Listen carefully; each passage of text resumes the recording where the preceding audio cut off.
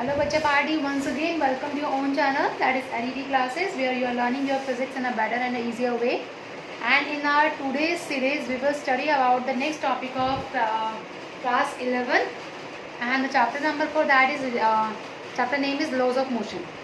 ठीक है, तो आज की सीरीज़ के अंदर हम आगे के टॉपिक्स देखेंगे. तो मैं आपको पिछले का बता दूं कि पीछे के कुछ जो टॉपिक्स हमने पढ़े थे उसके अंदर मैंने आपको न्यूटन लॉस ऑफ मोशन के बारे में बताया था, एरिस्टोटल फैलेसी के बारे में बताया था और मोमेंटम के बारे में बताया था. न्यूटन सेकेंड लॉ में ही लाई करता है, law of inertia.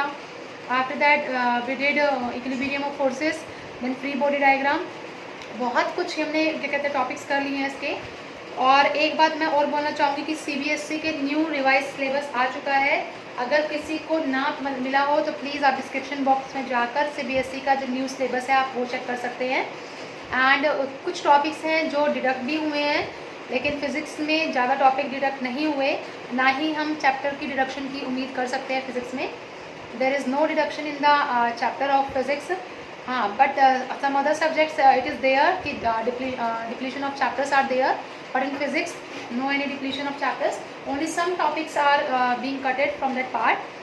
So you can go through the description portion for that syllabus, and the deletion of that part also I will put in that description box, so you can check it from there only. तो चलिए आज के इस topic में हम बढ़ते हैं, लेकिन इस टॉपिक से में जाने से पहले I am just asking from you people कि whether you have seen our previous video और नॉट. और अगर आपने नहीं देखी है तो प्लीज़ पहले उस वीडियो में जाइए, डिस्क्रिप्शन बॉक्स में आपको मिल जाएगा या प्लेलिस्ट में आपको मिल जाएगा.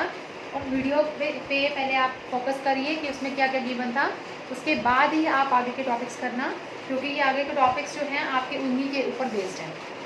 ओके, तो आज के इस टॉपिक में हमारा जो की पॉइंट रहेगा, सबसे पहला जो की पॉइंट है that is known as your angle of repose. कल मैंने आपको फ्री बॉडी डायग्राम के बारे में बताया था. अब फ्री बॉडी डायग्राम के आगे ही मतलब फिर फ्री बॉडी डायग्राम का भी हम यूज़ करेंगे उसके अंदर, एंगल ऑफ रिपोज के अंदर. तो चलिए लेट्स सी और करते हैं, स्टार्ट करते हैं. हमारा चैप्टर है आपका laws of motion. Laws of motion में आपका जो टॉपिक रहेगा that is known as your angle of repose. Angle of repose. देखिए बेटा, एंगल ऑफ रिपोज होता क्या है, this is a new term. ठीक है, आप लोगों के लिए बहुत न्यू टर्म है क्योंकि ये पहले आपने लोगों ने ये टर्म नहीं पढ़ी है.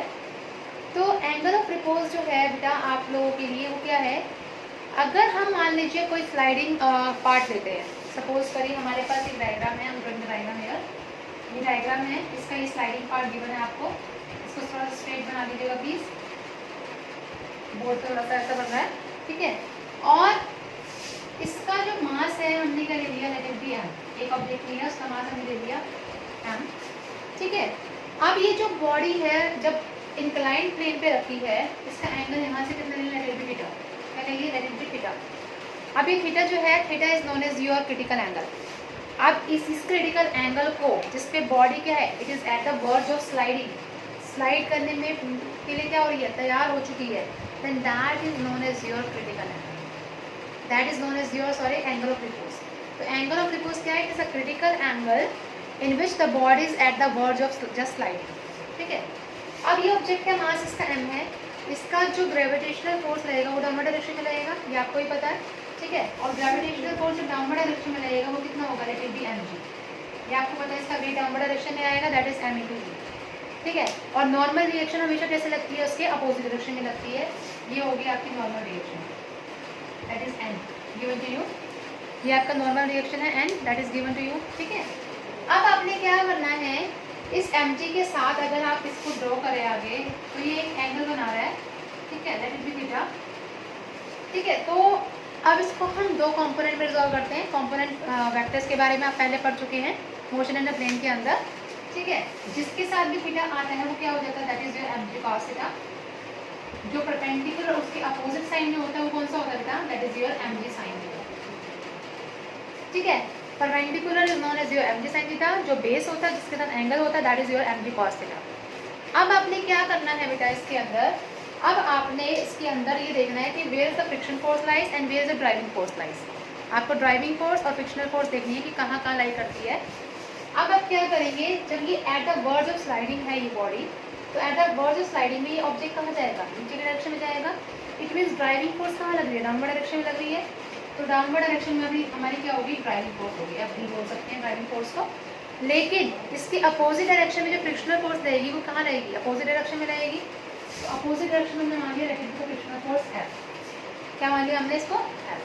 अब यहाँ से आप निकाल सकते हैं थीटा एंगल को, कैसे निकालेंगे बहुत ध्यान से देखिएगा इस टॉपिक को। एन किसके इक्वल है, अगर आप देखें इस एन के अपोजिट में क्या है, m g cos theta, equilibrium condition लगाइए इसके अंदर, upward is equal downward, summation of F y is equal to 0। Upward क्या है बेटा आपके पास, upward is equal to downward, upward है आपके पास एन, और डाउनवर्ड क्या है बेटा आपके पास, डाउनवर्ड है आपके पास एम जी कॉस थीटा, ठीक है। अपवर्ड है एन फोर्स और नीचे क्या मिल रही है, एम जी कॉस थीटा। अब आते हैं नेक्स्ट टर्म, अगर हम समेशन ऑफ एफ एक्स 0 करते हैं, यानी कि एक्स एक्सिस के अलोंग, तब आप मुझे बताइए उस केस में जब समेशन ऑफ एफ एक्स 0 के इक्वल होगा, उस केस में क्या होगा। चलिए मैं बता देती हूँ आपको, I know this is the offline video. देखिए उस केस में राइट जो फोर्स लगेगी वो लेफ्ट फोर्स के इक्वल होगी, ठीक है। इट मीन्स क्या, इसको हम बोल सकते हैं कि जो ड्राइविंग फोर्स है वो किसके इक्वल होगी, यहाँ से बताइए ड्राइविंग फोर्स किसके इक्वल होगी। ड्राइविंग फोर्स तो लग रही है आपके पास, इस डायरेक्शन में मूव कर रही है, लेकिन जो फोर्स लग रहा है वो किस डायरेक्शन में मूव कर रहा है, डाउनवर्ड डायरेक्शन में कौन सा फोर्स लग रहा है, एम जी साइन थीटा, और अपवर्ड डायरेक्शन में कौन सा फोर्स लग रहा है, फ्रिक्शनल फोर्स।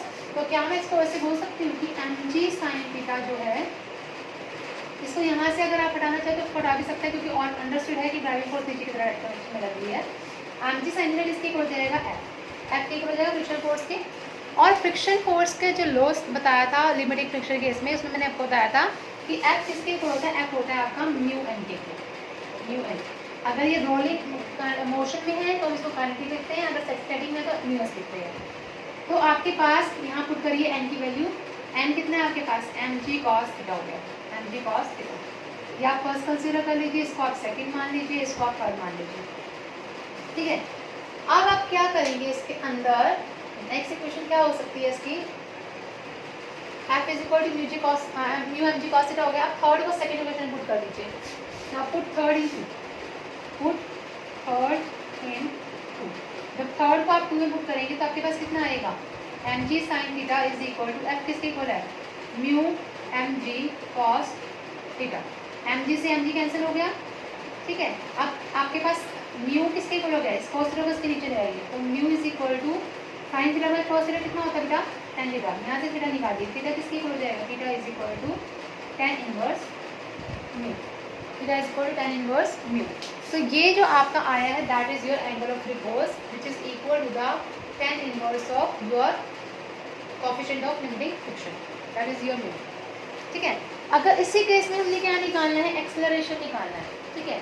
ये तो था एंगल के लिए। अगर मैं ये बोलूँ कि इसी केस में आपको एक्सेलरेशन निकालना, तो एक्सेलरेशन कैसे निकालोगे, अब आपको पता है, अब लगाएंगे आप ड्राइविंग फोर्स कहाँ, डाउनवर्ड डायरेक्शन में लाई कर रहा है, तो ड्राइविंग फोर्स जो है वो आपका नेट फोर्स हो गया।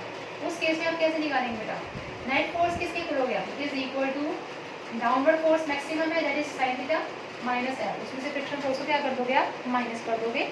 और जैसे ही आप सॉल्व करोगे, नेट फोर्स का फॉर्मूला क्या होता है, एम ए सेकेंड लो से ये हो गया एम जी साइन थीटा माइनस एफ कितना था आपका, mu m g cos theta, mu m g cos theta, m से एम कैंसिल हो जाएगा, ठीक है। दोनों तरफ जी को कॉमन निकालिए, अंदर क्या रह जाएगा, sine theta minus mu cos theta.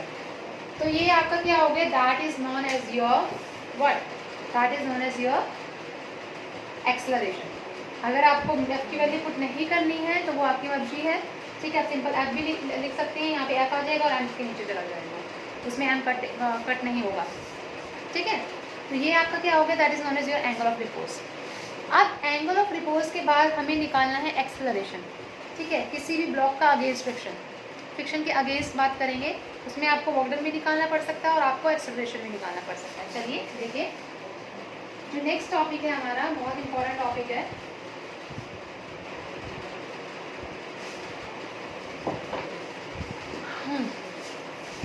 Next है आपके पास एक्सेलरेशन।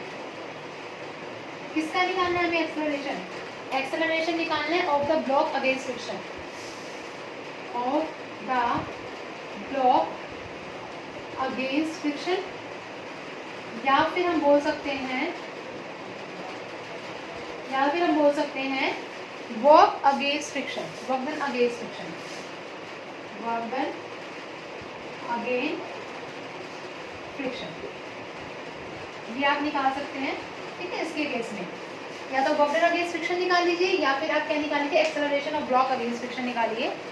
अब इस केस में बेटा हम क्या करेंगे, आपको क्या निकालना है, एक्सेलरेशन निकालना है। और एक्सेलरेशन निकालने के लिए सबसे पहले आपको किस चीज़ की जरूरत पड़ेगी, एक डायग्राम की। ठीक है, फ्री बॉडी डायग्राम आप इसके अंदर ड्रॉ करेंगे। जैसे ही आप इसके अंदर फ्री बॉडी डायग्राम ड्रॉ करेंगे वैसे ही आपको पता चल जाएगा कि किस तरह से कौन सा अपवर्ड फोर्स किसके इक्वल होगा, डाउनवर्ड फोर्स के इक्वल कैसे होगा, और राइट जो है वो लेफ्ट फोर्स के इक्वल कैसे होगा। उसके अकॉर्डिंग आपको क्या करना है, निकालना है। ओके, तो चलिए अब हम करते हैं इस केस में। तो अब हम क्या करेंगे, सबसे पहले हमने निकालना है first case for the horizontal rough surface. इस केस में केस 1 है आपके पास for horizontal rough surface, rough surface. ठीक है, drawing the line in between ताकि और भी हम पार्ट कर सकें। अब हॉरिजॉन्टल रफ सरफेस के लिए हमने क्या किया, एक ब्लॉक लिया, ग्राउंड पे रखा है। ठीक है, जिसका मास क्या है m, इसका मास क्या है m। इसके ऊपर डायरेक्ट डायरेक्शन में फोर्स लगाई हमने, that is your P force, applied force जो होती है। और मूविंग मोशन में है तो इसके ऊपर काइनेटिक फ्रिक्शन लगेगी, दैट इज F। ठीक है, डाउनवर्ड डायरेक्शन में जो फोर्स ऑफ ग्रेविटी लग रही है वो कितनी लग रही होता है m × g, और अपवर्ड फोर्स में कितना लग रहा है, that is your normal direction, that is n। ठीक है, अब अगर हमें निकालना है इसका क्या, वर्क डन निकालना है, तो वर्क डन कैसे निकालेंगे इस केस में। अब अगर फोर्स लगा रहे हैं आप इस डायरेक्शन में तो नेट फोर्स भी इधर लग रहा है। ठीक है, तो नेट फोर्स किसके इक्वल हो जाएगा बेटा, नेट फोर्स हो जाएगा आपका जिस डायरेक्शन मैक्सिमम फोर्स लगती है उसमें से उसको माइनस कर देते हैं उस फोर्स में। यहाँ पे P है और minus F, P minus F। ठीक है, नेट फोर्स कितना है, यू आर हैविंग M में P minus F, P minus F के। यहाँ से A निकाल लीजिए, A कितना हो गया बेटा, P माइनस F के बाय P माइनस F के बाय ए आ गया आपके पास। अब आपको वर्क डन निकालना है। वर्क डन का फॉर्मूला क्या होता है, वर्क डन होता है आपके पास फोर्स इनटू डिस्प्लेसमेंट। ठीक है, अगर निकालने के लिए बोले तो, अदरवाइज एक्सेलरेशन तक सफिशिएंट है। फोर्स कितना होता है आपके पास, m इंटू ए इंटू डी, m इंटू ए कितना है बेटा आपके पास, p माइनस एफ के बाय m इंटू डी। आप यहाँ पे और भी काम कर सकते हो, म्यू की n पुट कर सकते हो, उसके बाद n की वैल्यू आपके पास m भी आ जाएगी, वो पुट करिए उससे निकाल लीजिए। ठीक है, एक तो तरीका ये वाला, ठीक है, निकालने का, that is your work done for your horizontal rough surface. अब आपको क्या निकालना है, सेम वर्क डन निकालना है किस चीज़ के लिए, इंक्लाइन प्लेन के लिए। किस चीज़ के लिए निकालना है बेटा, that is for your incline plane. अब इंक्लाइन प्लेन के लिए कैसे निकालेंगे आप ध्यान देखिए। सेकेंड है आपके पास for incline plane. Incline plane में हमने क्या लिया, इंक्लाइन प्लेन ले लिया, ऑब्जेक्ट इसके ऊपर रखा है m, अगेन वेट कहाँ लगेगा, एम जी डाउनवर्ड डायरेक्शन में, नॉर्मल डायरेक्शन लगेगा अपवर्ड डायरेक्शन में। ठीक है, और अगेन आप इसको ड्रॉ करेंगे आगे, ये थीटा एंगल बनाएगा, ये कितना होगा बेटा आपके लिए एम जी कॉस थीटा, और इस डायरेक्शन में कितना होगा, that is your m g cos, sorry m ji sine theta, m ji sine theta. ठीक है, स्लाइडिंग करेगा डाउनवर्ड डायरेक्शन में, और फ्रिक्शन कहाँ रहेगी, अपवर्ड डायरेक्शन में, that is your kinetic friction, जब ऊपर जाएगी तो ये होगा एफ के। ठीक है, अब इस केस में क्या है, डाउनवर्ड डायरेक्शन में ये ना फोर्स लग रही है तो उसको हम पॉजिटिव कंसीडर कर लेते हैं, इसको हम नेगेटिव कंसीडर करते हैं। जहाँ मैक्सिमम फोर्स होगा वो पॉजिटिव, जहाँ मिनिमम फोर्स होगा वो क्या होगा आपका नेगेटिव। अब आपको क्या करना है, इसके अंदर नेट फोर्स बताइए किसके इक्वल होगा।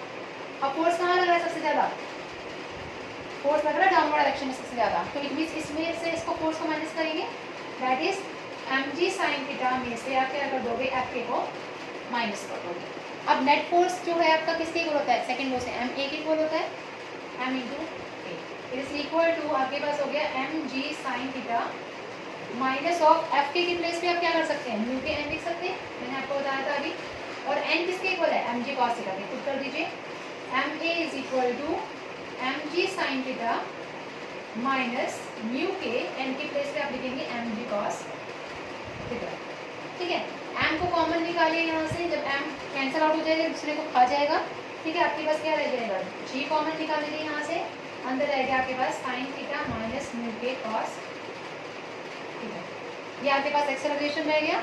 ठीक है, निकालना क्या था, वर्क डन निकालना था।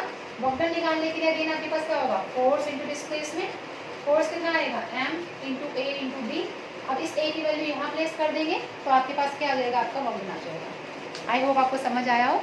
These topics are very important, इसके बेसिस पे काफ़ी सारे न्यूमेरिकल्स भी पूछे जाते हैं, तो प्लीज़ कॉन्सेंट्रेट करिए इन टॉपिक्स पे, और जहाँ समझ नहीं आता आप पूछ सकते हैं। तो आप स्क्रीनशॉट ले लीजिए एक बार इसकी।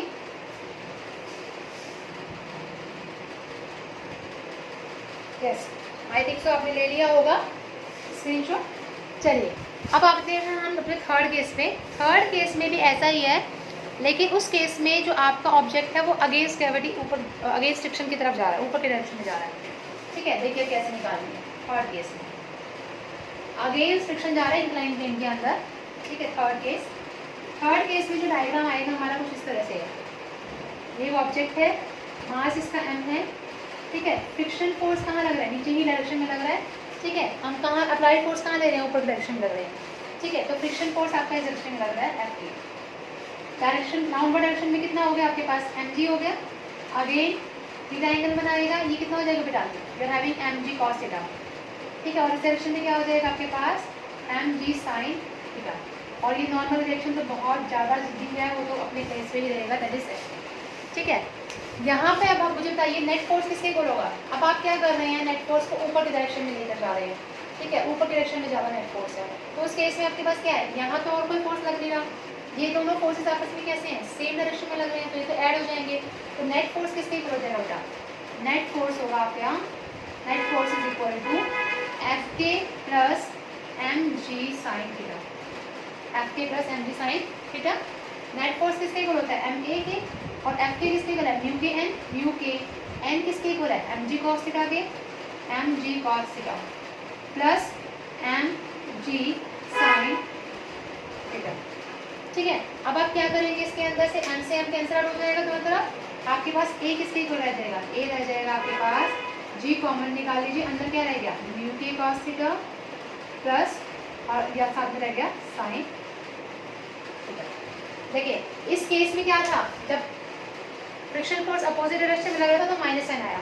इस केस में क्या हो गया, जब फ्रिक्शन फोर्स सेम डायरेक्शन में मूव कर रहा है, then it is having the positive sign, we are having. Okay, I think so आपको इन दोनों के बीच में डिफरेंस समझ आ गया होगा। ठीक है, अब हमने क्या करना है, वर्क डन निकालना है अगेंस्ट फ्रिक्शन होना rough sorry incline plane only. ठीक है, कैसे निकालेंगे वो देखिए। दो केसेस है इसके अंदर भी, पहला इंक्लाइन प्लेन के ऊपर और थर्ड सेकंड आपके पास हॉरिजॉन्टल सरफेस के ऊपर। अब आपको वर्क डन अगेंस्ट, ये अभी तक हम एक्सेलरेशन के बारे में कर दे, वर्क डन अगर पूछा जाए तो वर्क डन आप निकाल सकते हो सामने। ठीक है, अब देखिए आपको निकालना है वर्क डन अगेंस्ट फ्रिक्शन, ये वाला पार्ट करना है हमने। फर्स्ट पार्ट भी इंक्लाइन प्लेन है हमारे पास, ये इंक्लाइन प्लेन है, मास रखा है हमारे पास यहाँ पे m।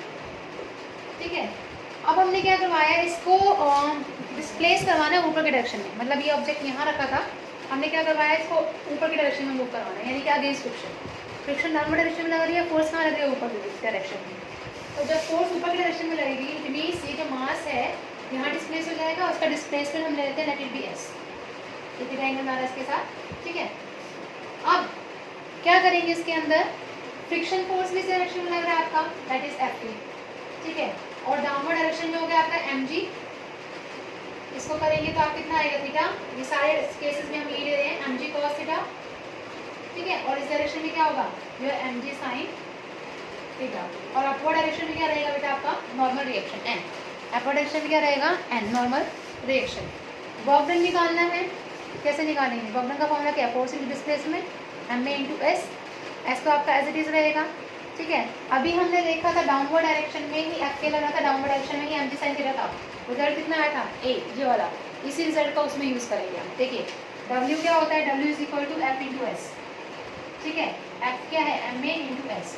ए कितना निकला था यहाँ से, ये निकला था जी वाला, तो ये कितना हो गया आपके पास, जी म्यू के cos theta plus sine theta into S, और यहाँ पे क्या आ गया आपके पास एम। तो ये क्या आ गया आपके पास, that is your work done for a incline plane. I hope आपको समझ आ रहा। ठीक है, अब सेम केस हम अगर करें for the horizontal surface, horizontal surface के लिए क्या होगा, ध्यान से देखिएगा, इस पार्ट का लास्ट टॉपिक है, उसके बाद हम फ्रिक्शन के बारे में डिस्कस करेंगे। जस्ट उसके बारे में इंट्रोडक्टरी पार्ट है, क्योंकि आपको सबको पता है। अब आपका सेकंड केस आता है horizontal surface, that is your horizontal surface. अगर कोई ऑब्जेक्ट हॉरिजॉन्टल रफ सरफेस पे मूव कर रहा है, ये सरफेस है हॉरिजॉन्टल और ये क्या है आपका अगला, दैट इज योर ऑब्जेक्ट, ठीक है। अब ये ऑब्जेक्ट जो है एम मास का है। अब ये एम मास का जो ऑब्जेक्ट है उसको हमने डिस्प्लेस करवाया, किसी पोजीशन से डिस्प्लेस करवाया, दैट इज योर एस। आइए सेंटर पॉइंट से देते हैं, अदरवाइज गलत हो जाएगा आपका। अप्लाइड फोर्स यहाँ लगाई हमने P, फ्रिक्शनल फोर्स यहाँ लगी F के, और नॉर्मल रिएक्शन आपको पता है एन ऊपर लगता है और डाउनवर्ड डायरेक्शन में mg नीचे लगता है, mg, एन और mg, ठीक है। अब आपके पास यहाँ से क्या है, वर्क डन निकालना है। वर्क डन निकालने के लिए सबसे पहले आपके पास एन किसके इक्वल होगा, एन होगा mg के इक्वल, इक्विलिब्रियम कंडीशन लगाइए। एफ के किसके इक्वल होगा, एफ के होगा आपके पास म्यू के एन, ठीक है। तो यहाँ से क्या हो गया, म्यू के mg आ गया, म्यू के mg, ठीक है। अब यहाँ से अगर फिगर से देखें तो फ्रिक्शनल फोर्स किसके इक्वल रख रही है, अप्लाइड फोर्स की P के इक्वल रख रही है, ठीक है। तो हम क्या करेंगे, एफ के इज इक्वल टू P लिखेंगे, जहाँ पे भी एफ के वहाँ क्या लिखेंगे P। तो जहाँ पे भी एफ के था वहाँ P लिख दिया, P इज इक्वल टू क्या हो गया, म्यू के इंटू mg हो गया, म्यू के इंटू mg। और वर्क डन का फॉर्मूला क्या होता है, फोर्स इंटू डिस्प्लेसमेंट, डिस्प्लेसमेंट हमने किया s, फोर्स हो गया आपके पास P इंटू एस। P कितना है आपके पास, म्यू के mg इंटू एस। तो ये आपकी क्या लग रही है, वर्क डन लग रहा है किसके ऊपर, हॉरिजॉन्टल सरफेस के ऊपर, जिसके थ्रू आप क्या बताएंगे कि वर्क डन जो है हमारा फॉर्मूला क्या आ रहा है, दैट इज म्यू के mg इंटू एस। ये आपका फॉर्मूला है किसका, वर्क डन का, ठीक है। अब इसी के साथ जो हमारा नेक्स्ट टॉपिक आता है that is your friction part. आपको पता है कि आप मूव कर पाते हैं, ठीक है, चल पाते हैं, वो किसकी वजह से चल पाते हैं, that is according to your friction only, friction की वजह से ही चलते हैं, ठीक है। लेकिन उससे पहले प्लीज़ आप एक बार स्क्रीनशॉट ले लीजिए, then I will start it out.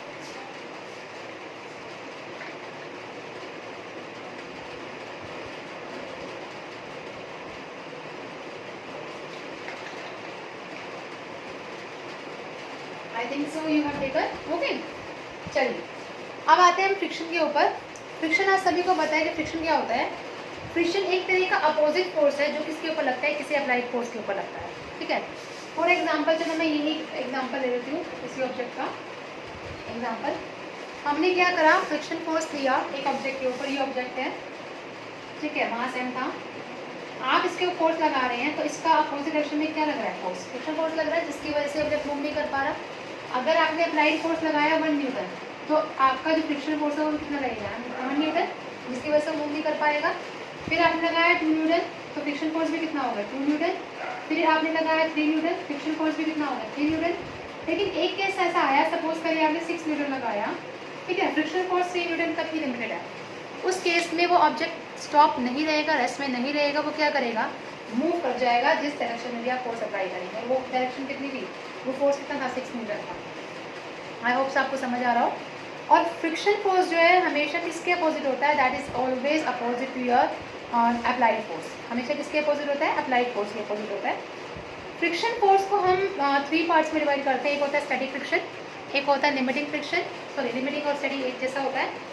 Second one is your kinetic friction and third one is your rolling friction, ठीक है। अगर हम बात करते हैं किस चीज़ की, स्टैटिक फ्रिक्शन है, मैं उसकी बात करूँ बेटा, स्टैटिक फ्रिक्शन याद रखिएगा।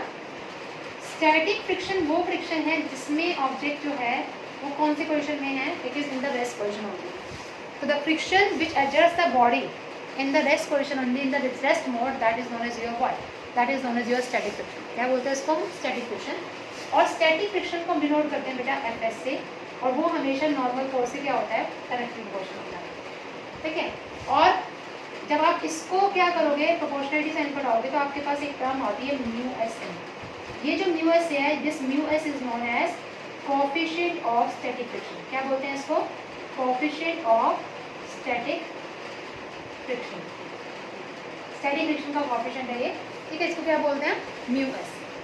सिमिलरली अगर हम काइनेटिक फ्रिक्शन के बारे में बात करें, सेकंड जो फ्रिक्शन आती है वो आपकी आती है बेटा, that is known as kinetic friction, जिसके अंदर बॉडी किस चीज़ की उसमें हो, मोशन मोड में हो, जिसके अंदर किसमें मोड में हो, मोशन मोड में। और उस केस में जो बॉडी है वो क्या करती है, it is just eight the verge of motion only, चलने के लिए क्या रहती है वो बॉडी, ठीक है। और अगर चल रही है तो then that is known as your rolling friction. उसको क्या बोलेंगे, रोलिंग फ्रिक्शन बोलेंगे। और इस केस में आपके पास काइनेटिक फ्रिक्शन के केस में जो एफ के होता है वो किसके डायरेक्टली प्रोपोर्शनल होता है, डायरेक्ट प्रोपोर्शनल टू एन। जैसे s is proportional to N होता है, वैसे एफ के किसके प्रोपोर्शनल होता है, एन के। जब आप इसको रिमूव करेंगे तो आपके पास क्या आएगा, एक टर्म आएगी म्यू के एन, और mu k N stand for coefficient of kinetic friction. क्या बोलेंगे उसको, कोएफिशिएंट ऑफ काइनेटिक फ्रिक्शन। तो ये जो आपके पास हैं, these are some of the terms of the friction, kinetic, rolling and static friction, ठीक है, जिसके बारे में आपने पढ़ लिया यहाँ पे। अब इसी के बेसिस पे जो है आपके कुछ टर्म्स हैं, ठीक है, कुछ टॉपिक हैं। आपका जो ये टॉपिक है that is known as your circular motion of a car on a level surface, ठीक है। अब ये जो टॉपिक है ये हम अपने नेक्स्ट सीरीज में लेकर आएंगे, साथ में बैंकिंग ऑफ रोड, कि जब हम रोड के लेवल को क्या करते, थोड़ा सा ऊपर हाइट तक पहुँचा दे तो आपका जो वो रोड बन जाता है that is known as your banking of road. उसके बारे में हम डिस्कस करेंगे अपने नेक्स्ट सीरीज में। तो टिल देन बेटा please watch this video till the end, और जहाँ समझ ना आए तो प्लीज़ आप कमेंट कर सकते हैं हमारे यूट्यूब चैनल पर, और साथ में आप कमेंट कर सकते हैं हमारे ईमेल आईडी पे, दैट इज़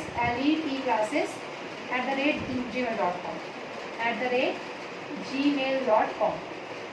और प्लीज़ बेटा सब्सक्राइब करना मत भूलिएगा। जो स्टूडेंट्स नए हमारे साथ जुड़ रहे हैं प्लीज़ आप लाइक करिए, शेयर करिए, जितना हो सकता है आप उसको शेयर करिए दूसरे बच्चों के साथ। और साथ में एक सुंदर सा रेड कलर का आइकन है दैट इज सब्सक्राइब, उसके आप प्रेस करिए, और उसके साथ एक छोटा सा बेल का आइकन होगा, उसको प्रेस जब आप करेंगे तो आपको हमारी डेली की नोटिफिकेशन मिलती रहेगी। तो इसी के साथ प्लीज़ आप लोगों से रिक्वेस्ट है जितना हो सके इसको शेयर करिए, ठीक है, so that your blessings, your support will be with us, और हम आपके लिए नई नई वीडियोस लेकर आते हैं। तो टिल देन बेटा please watch this video till and thank you. Stay at your home and study at your home. Thank you.